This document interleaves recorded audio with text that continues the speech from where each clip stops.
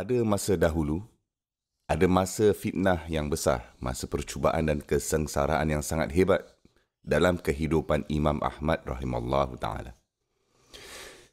Di mana ada beberapa kepercayaan asas Islam sedang dicabar.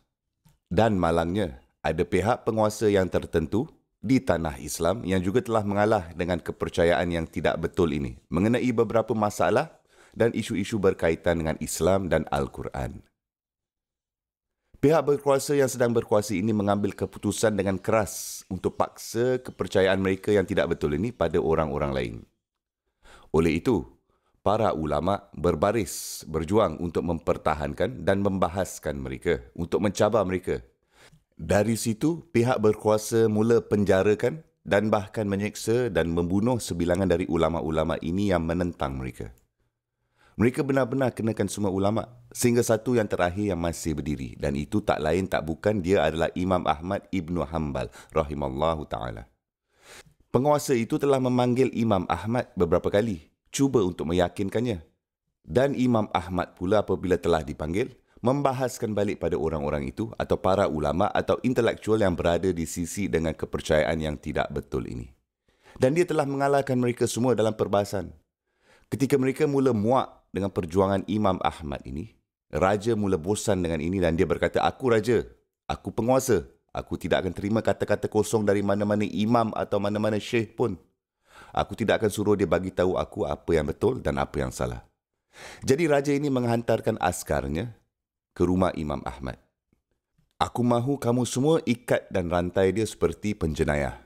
Bawa dia jalan melalui pusat bandar, melalui dataran bandar, melalui pasar. Jadi semua orang lain dapat tengoknya dihina. Dan aku mahu kamu membawanya ke sini. Lepas tu kita akan sebat dan kita akan menyeksanya dan kita akan menghukumnya sehingga dia mengalah."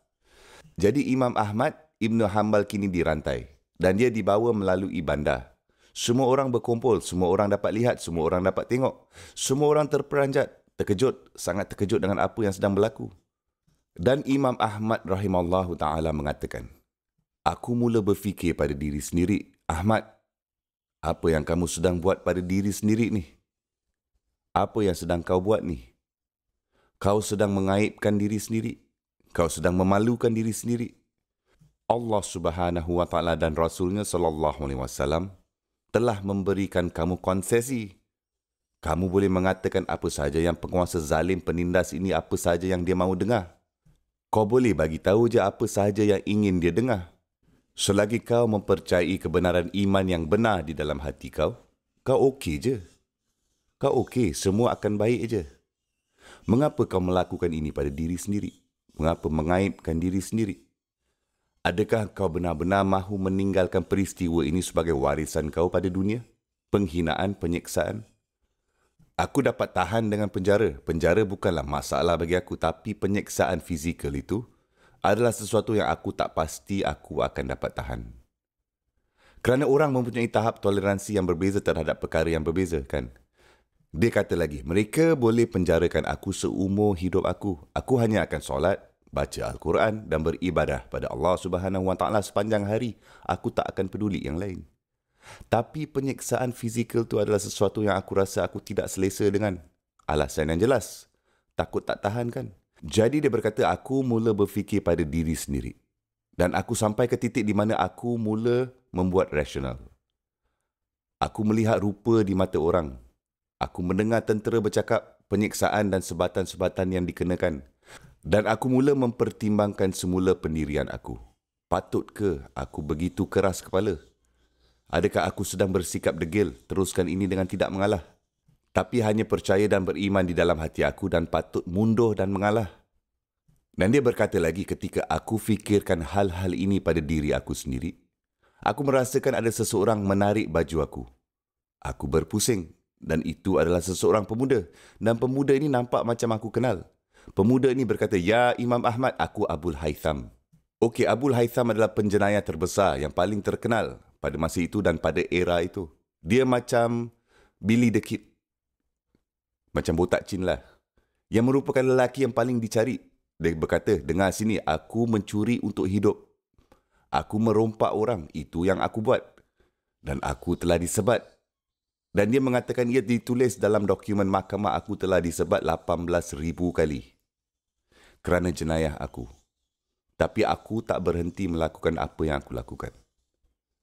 Dia kata, aku sembah syaitan demi dunia.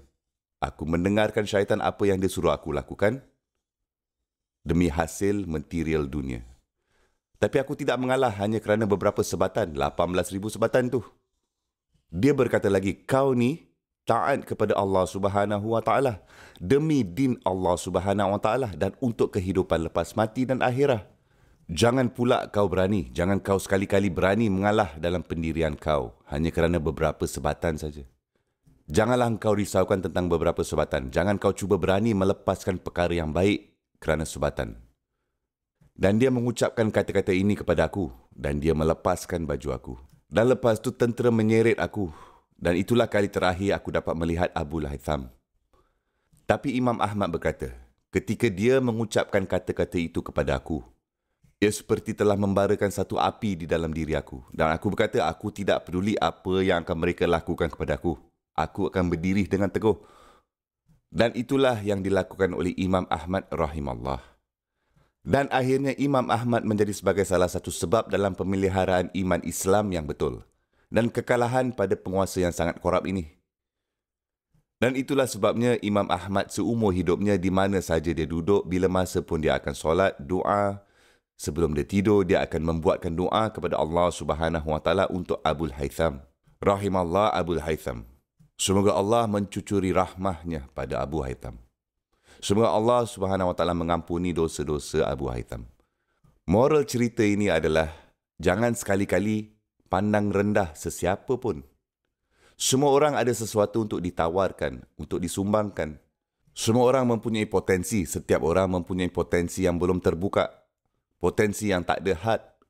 Ini hanyalah masalah tentang menyedarinya pada diri sendiri. Dan kemudian cuba membawakan sesuatu yang produktif kepada dunia. Jadi jangan pandang rendah diri kamu. Itu yang pertama dan yang paling utama. Kedua, jangan sekali-kali pandang rendah pada sesiapa pun kerana kamu tidak tahu apa yang mereka mampu buat. Kamu tidak tahu apa kebaikan yang telah mereka lakukan. Mungkin ada yang menemui Abul Haytham kemudiannya dalam hidup mereka tetapi mereka tidak akan pernah tahu kan. Bahawa dia ni adalah seseorang lelaki yang telah memberikan satu inspirasi kepada seseorang lelaki lain. Yang menjadi sebab dan akibat untuk pemeliharaan kepercayaan Islam yang betul. Tidak ada yang akan tahu hal itu kan. Tapi Allah Subhanahu Wa Taala mengetahui akan perkara itu.